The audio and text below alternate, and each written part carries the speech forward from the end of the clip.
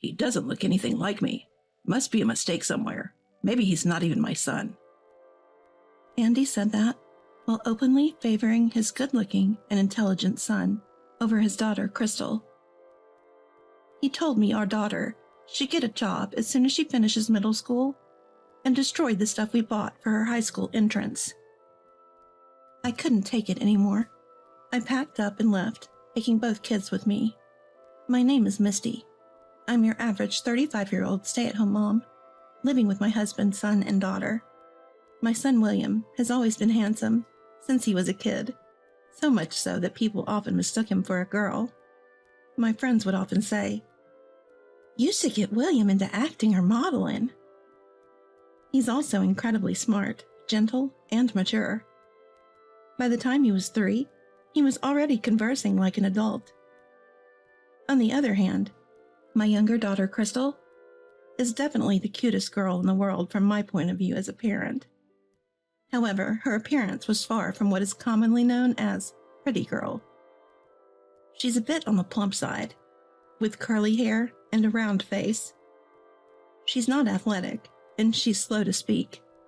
But to me, she's the most adorable girl in the world. However, there is someone who doesn't think well of such a girl.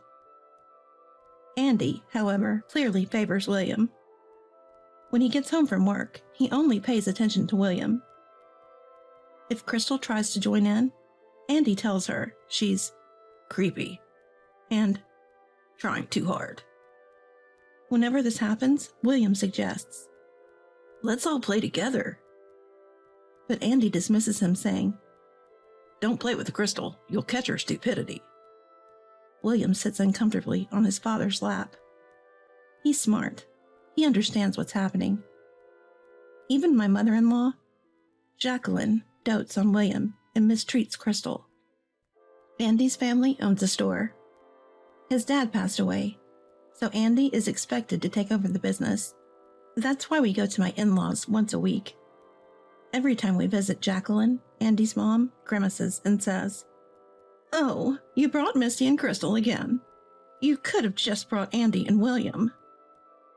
She says we don't have to come, but if we don't, she makes snide comments over the phone, treating me like a maid. I don't want to go to my in-laws, but Andy drags me along to help with chores, so I have no choice. On this particular day, Jacqueline decides to take William and Crystal to a large local park. While Crystal is thrilled to spend time with her grandma, I have an uneasy feeling. But tied up with chores as usual, I reluctantly wave them off. By evening, Jacqueline returns home, carrying a tired William on her back. "Oh, he's getting heavy. William's growing up," she cheerfully comments. But there's no sign of Crystal. "Jacqueline, where's Crystal?"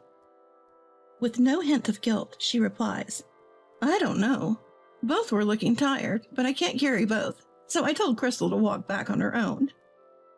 I couldn't believe what I just heard. A chill ran down my spine. I bolted out of the front door and sprinted towards the park, rolling over myself in a panic. Who would leave such a small child alone? I prayed she was all right as I burst into the park. "Mom!" The moment I heard that cry, Crystal leapt into my arms. I felt the tension drain out of me. A police officer was standing nearby. "You're her mom, right? The park staff found her crying alone and called us. You shouldn't leave such a small child unattended." The officer admonished me, but then patted Crystal on the head, saying, "It's good your mom came for you." I bowed my head to the officer several times and tightly held Crystal's hand as we headed home. On the way, Crystal spoke up in her innocent words. "Crystal was sleepy. Grandma said I could nap, so I slept on a park bench. When I woke up, no one was there, and I cried. Are you mad?" "I'm not mad. I'm sorry I scared you." I couldn't help but hug Crystal, who was carefully reading my expression. When we got back to my in-laws' place, both Jacqueline and Andy sighed at the sight of Crystal. "So she's found, huh?" Frustrated, I yelled at Andy. Do you even care what happens to your own child? Andy wasn't ashamed. He fired back with something shocking. I don't care what happens to her. She's ugly and not smart. She doesn't look like me at all. You probably had her with another man and are making me raise her, but that's not gonna happen. Upon hearing this, Jacqueline also chimed in. Would have been fine if she hadn't been found. Who knows where she came from? I've never cheated. Crystal is absolutely your child. Do you have any evidence of me cheating? I protested, but all they did was mock me. From that point on, my daughter and I never went back to my in-laws' house. No matter how much Andy scolded us, no matter how many sarcastic comments Jacqueline made over the phone, I endured it all to protect Crystal. William had noticed how poorly Andy and Jacqueline were treating us. Grandma would get mad if I also stayed home. I'm okay going alone. You and Crystal don't have to worry. That's what William said as he gently stroked Crystal's head. Although I felt guilty toward William, we stayed home. William is truly a kind-hearted child. Dealing with Jacqueline's mood swings must have been tough, but William managed it with his inherent brightness and charm. I've thought about divorcing many times, but without any qualifications and being just a housewife, I couldn't fathom supporting William and Crystal all by myself, so I had no choice but to endure. A decade had passed since Crystal and I effectively cut ties with my in-laws. William had become a working adult, and Crystal was about to start high school. With a new backpack and textbooks for high school, Crystal was looking forward to this new chapter in her life. Andy still treated Crystal poorly, but we had both decided to ignore him. As long as William and Mom are on my side, that's all that matters, Crystal would say, which always made my heart ache. Still, seeing Crystal excited about her new life made me happy too. But then, disaster struck. Andy saw Crystal's new school supplies and went ballistic. What is this? You're planning on going to high school? We've raised you this far, and you're not even our real child. Quit school and start working. Pay us back for all we've spent. Throw all of this stuff away now. Ripping up her textbooks and tearing her bag apart, Andy hurled them into the muddy yard soaked from days of rain. I'll make sure your mom hears about this. Andy said that and called his in-laws. Jacqueline came over almost immediately, as if she'd been waiting for this moment. Who do you think you are, planning to go to high school on our dime? You should be thankful you even got to go to middle school. Get a job as soon as you graduate and give us all your earnings. Misty, you should be grateful we even took care of your affair child, she said, clearly enjoying herself. You two are nothing but a bad influence on William, our heir. You're both worthless. Get out. So there we were, Crystal and I, picking up her thrown school supplies, listening to Andy and Jacqueline's harsh words. Both of us were drenched in the rain. Rain soaked our hair and droplets streamed down our faces to the ground. I couldn't tell if they were tears or rain anymore. With William already having moved out, there was no one left to stand up to these two. Crystal and I looked at each other, and we both knew. There was no reason left to stay in this house. After that, Crystal and I packed a few essentials and left. Andy and Jacqueline agreed to the divorce without a fuss. With nowhere to go, we turned to William for help. William was shocked to see us covered in mud and rain, but quickly understood the situation and welcomed us into his home. William offered me a warm shower, a change of clothes, and a soothing drink. Feeling a bit more settled, we sat down to talk about what's next. Got a call from Dad earlier.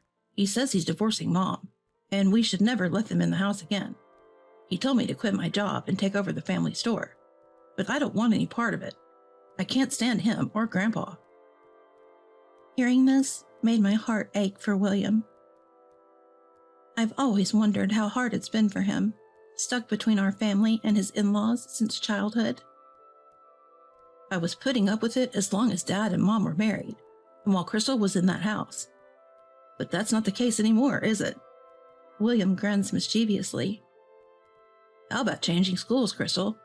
I'm being transferred to another state. We can all move there, and let's keep it a secret from Dad and Grandma. I hope their store goes under.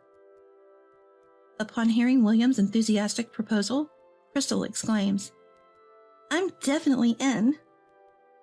I've always relied on William, so it made me feel guilty, but I decided to go along with it because it seemed like the best course of action. Everything fell into place smoothly after that. A few weeks later, we were settling into our new lives in a new place. What Andy and Jacqueline don't know is that Crystal is actually brilliant. She's always been good at tests. She just developed a little slower than others. She even aced the entrance exam to a top high school at our new location.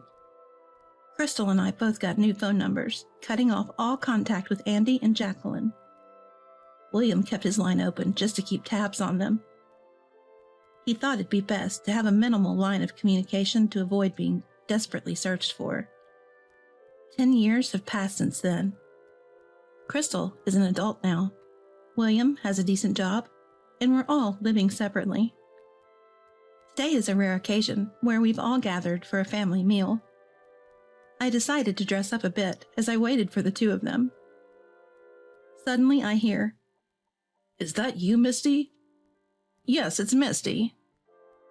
It was Andy, now balding and bloated, and Jacqueline, her hair completely white, and hunched over like a witch from a storybook. Where have you been for 10 years, Misty?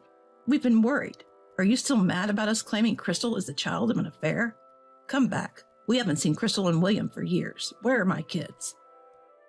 Andy was ranting, saliva flying from his mouth. Yes, come back. We're in terrible shape now. Jacqueline shrieked in her hoarse voice. Despite the dramatic reunion, I felt nothing. I observed them, oddly detached. Mom? Mom, what's going on? I looked back towards the voice. I turned to see a sharply dressed young man and a lovely young woman in a cute dress. Pointing at them, Andy and Jacqueline were speechless. Is that William and Crystal? Yes, but what are Dad and Grandma doing here? William gives a tense response. Wow, you both look incredible. Crystal, you've turned into such a beauty. I hardly recognized you. I never imagined that little Crystal would grow up to be this stunning. I wish I'd been there to see it. Ignoring William's question, both Andy and Jacqueline share their thoughts. You see, after Crystal moved away from Andy and Jacqueline, her life improved significantly. Whether it was the lack of stress or her active involvement in high school activities, she transformed. Her face slimmed down, and her eyes, once lost in baby fat, became more pronounced. Her hair, which was once unmanageably frizzy, gained a beautiful wave. Now Crystal is so adorable that she could stand next to a celebrity and not be overshadowed. Well, since her older brother William is handsome, Crystal must have had the potential to be beautiful as well. Both William and Crystal are successful and employed by big corporations. They are the pride and joy of me, their mother. So the family is back together after 10 years. Let's go out for dinner. I don't have money on me, but you both can pay, right? After all, I've raised you. Andy places his hand on Crystal's shoulder. She promptly slaps it away. Don't touch me. It's creepy. I've always been told I was a result of my mother's affair. I have no father, and you didn't raise me. Who are you? Crystal, now wearing heels, towers over Andy. Enough is enough, William states calmly. I won't forget what you did to Mom and Crystal. Today is the last day we're in contact. Don't bother calling again. Andy explodes with anger. How dare you speak to your parents like that? Crystal, come home and marry a local businessman's son. William, come back and save the family business. Misty, apologize and serve us for the rest of your life. Andy's temper flares like wildfire. We exchange glances and burst into laughter.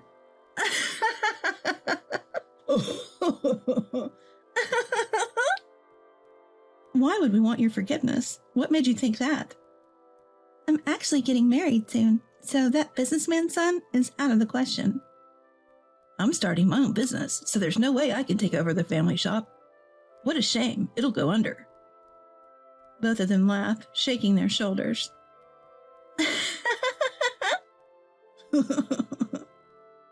Andy looks desperate. Misty, you'll come back, won't you? His needy gaze is repulsive. Why would I return to that house? Who wants to be a housemaid there? Plus, I've remarried, so no, I can't go back. I flash the shining ring on my left hand. What? You remarried without telling me? I won't accept this. Andy tries to snatch the ring off my finger. But before William can step in, another man comes between us. Do you have business with my wife? No rough handling, please. Andy felt cornered by the imposing man. What's your deal? Andy retorted, trying to puff up his chest. I'm Misty's husband, and as far as I know, you and Misty divorced a decade ago. I was the lawyer who facilitated the process. A lawyer? Andy seemed visibly shaken by the man who suddenly revealed he was a lawyer. That's right, I fell for Owen, the lawyer who helped me during my divorce 10 years ago, and we started dating. A few years later, we got married. Andy's face turned even redder. A lawyer, huh? Think you're something special because you make some money? Everyone listen to me. Misty's my wife, and William and Crystal are my kids. You're in the way. With that, Andy charged at Owen like a raging bull. But Owen dodged smoothly. What? Ah! Unable to stop himself, Andy stumbled and rolled away, letting out a pathetic cry. Oh no, Andy! Jacqueline screamed in dismay. We all watched, holding our breath, wondering if Andy was all right. Lying on his back, Andy yelled, I'll forgive you all if you listen to me now. Good, he didn't seem to be badly hurt. But the fall did appear to shake him up quite a bit. What should we do now? I thought, and Owen reassured me. I've called an ambulance. It'll be all right. Let's leave the rest to them. Crystal was fuming. You're too kind. You should have just left him. Even her angry face was adorable. Hey, our dinner reservation is soon. Let's get going or we'll be late, William reminded us. Ah yes, today was a special family dinner day. With a reassuring embrace from Owen, we left. We could hear Andy and Jacqueline's verbal abuse behind us, but nothing scared us now. Months later, we heard that Andy's struggling business finally went under. Owen had gotten the news from a real estate contact. For 10 years after we left, Andy had kept things afloat, surprisingly. Now Andy was blaming a fall for not being able to work, leaving Jacqueline to handle both house and work, struggling to pay off debts. Hearing this, I couldn't help but marvel at how karma works. What goes around comes around. On a sunny Sunday afternoon, I was trying on a dress for Crystal's wedding. That looks great on you. I wonder which one I should wear. To think I'd see the day I'd attend as Crystal's father. It feels like a dream. I turned around, and there was Owen, holding 2 tuxedos in his hands, smiling shyly.